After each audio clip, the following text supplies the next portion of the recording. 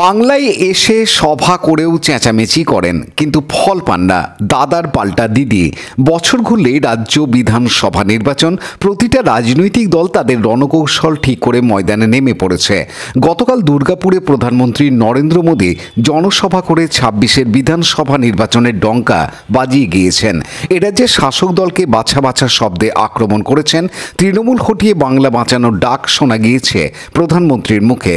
শুধু তাই নয়, ৫০০ কোটি টাকা বিনিয়োগের কথাও বলেছেন মোদী।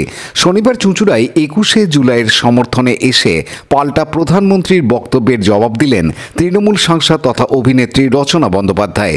রচনা বলেন, উনি শুধু বিনিয়োগের কথাই বলেন, কিন্তু করে উঠতে পারেন না। তিনি কর্মসংস্থান দেবার কথা বলেন, কিন্তু দিয়ে উঠতে পারেন না। তারা পার্লামেন্টেও চেঁচামেচি করে, বাংলায় এসে সভা করেও চেঁচামেচি করে, কিন্তু ফল পান না।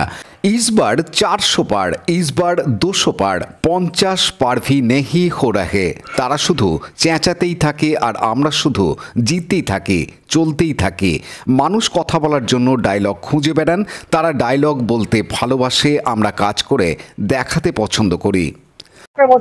হ্যাঁ, অনেক অনেক গুরুত্বপূর্ণ ছিল এই একটা বছর এবং খুব আনন্দময় হয়েছে এবং প্রচুর অভিজ্ঞতা সঞ্চয় করলাম এবং ভালোভাবে কেটেছে এক বছর। দিদি, বিধায়ক উপস্থিত নেই আপনার মঞ্চে, বিধায়কের এলাকায় আমি বলতে পারবো না দাদা, আমাকে এখানে আমন্ত্রণ করেছে, আমি এসেছি। বিধায়ক কোথায় আছেন আমি জানি। সারা ভারতবর্ষে বিধায়ককে আমন্ত্রিত, আজকে এখানে বিধায়ককে আমন্ত্রিত। একদম একদম সবাইকে আমন্ত্রণ জানা হয়েছে, যাদের মন চেয়েছে তারা এসেছেন। বিজেপি রাজ্যগুলিতে বাঙালিদেরকে শুধু বাংলা ভাষার জন্য অপদস্থ করা হচ্ছে, কি বলবেন এটা নিয়ে? এর থেকে হাস্যকর আর কিছু হতে পারে না।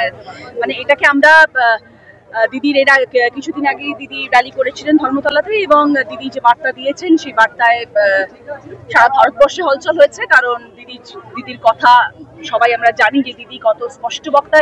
দলীয় কর্মীদের সাথে পথেও দেখা যাবে, মঞ্চেও দেখা যাবে। আমি দলের সাথে, আমি দলের মানুষ, আমি দলের সাথে আছি। দিদি, আজ দেখা গেল বাইক র্যালি হলো, এদিকে Mamata Banerjee safe drive save লাইফের কথা বলে। বাইক র্যালি হয়নি, শতাধিক বাইক রাস্তায় ছিল, আপনার আগে কিন্তু হেলমেট ছিল না।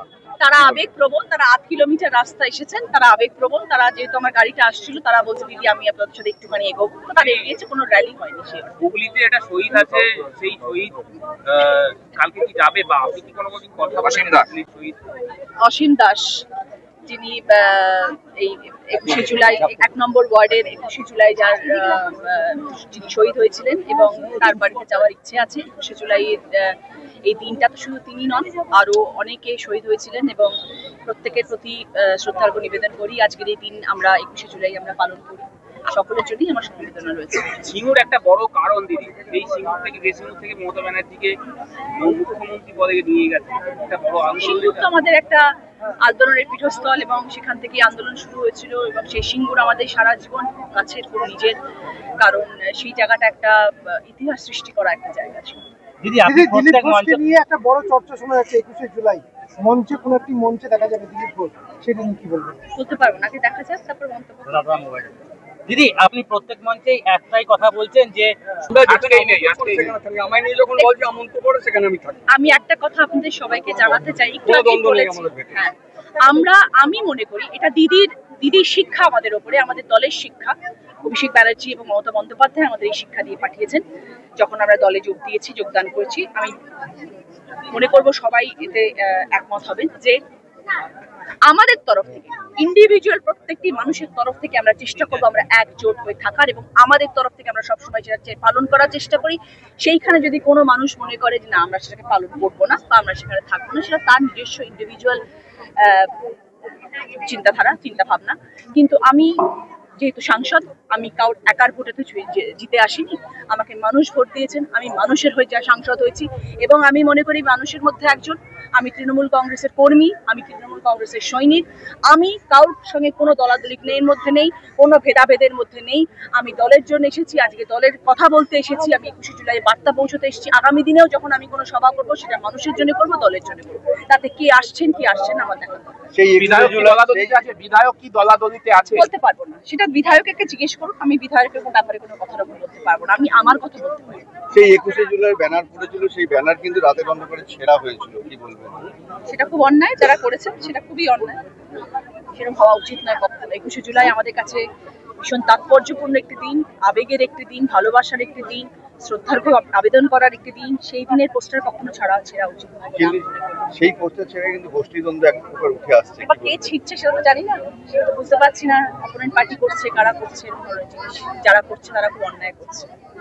কালকে দুর্গাপুরের মধ্যে তৃণমূল হাটাও বাংলা বাঁচাও একটা বিষয়ে বলেছে, তৃণমূল হাটাও বাংলা বাঁচাও, সেটা নিয়ে কি বলবেন? 4,500 কোটি টাকা বিনিয়োগের কথাও বলেছেন বাংলার উপরে, কি মনে করেন? উনি খালি বিনিয়োগের কথা বলেন কিন্তু বিনিয়োগ করে উঠতে পারেন না। উনি কর্মসংস্থান দেবার কথা বলেন কিন্তু কর্মসংস্থান দিয়ে উঠতে পারেন না। ওনারা পার্লামেন্টেও চেঁচামেচি করেন, ওনারা এসে সভা করেও চেঁচামেচি করেন, কিন্তু কিছু ফল পান না। মানে इस बार 400 पार, इस बार 200 पार, 50 पार भी नहीं हो रहा है, तो क्या किया जाए? वो लोग चिल्लाते रहेंगे, बोलते रहेंगे, हम लोग जीतते रहेंगे, चलते रहेंगे। এটা কি ভাওতা বলতে গেলে? কথা বলার মানুষ কথা বলার জন্য ডায়লগ খুঁজে পারান, ওনারা ডায়লগ বলতে ভালোবাসেন, আমরা কাজ করে দেখাতে পছন্দ করি। দিদি, টিটাগড় ওয়াগান হয়েছে হিন্দমোটর কারখানার জমিতে, জমি অধিগ্রহণ করেছে সরকার, কিন্তু ডানলপে কি হবে? আপনি তো এখানকার সাংসদ।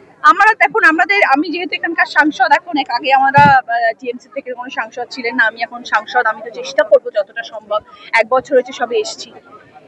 এর আগে বড় বড় দিগ্গজরা সবাই ছিলেন, বড় বড় মানুষরা সবাই এখানে সাংসদ ছিলেন। আমাকে একটু সময় দেওয়া হোক, যদি আগামী দিনে আমি কিছু করতে পারি, চেষ্টা করব। পানু পালের report, Hooghly TV.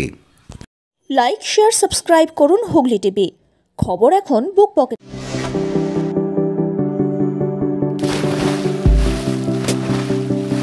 Fasten your seatbelts as you take a tour around your marine wonderland.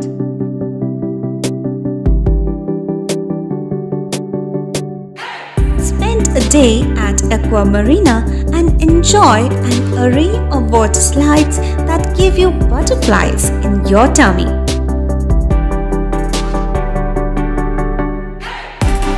Aqua Marina is a holistic weekend destination for friends, family, and couples and offers magic to soothe your body, mind, and soul.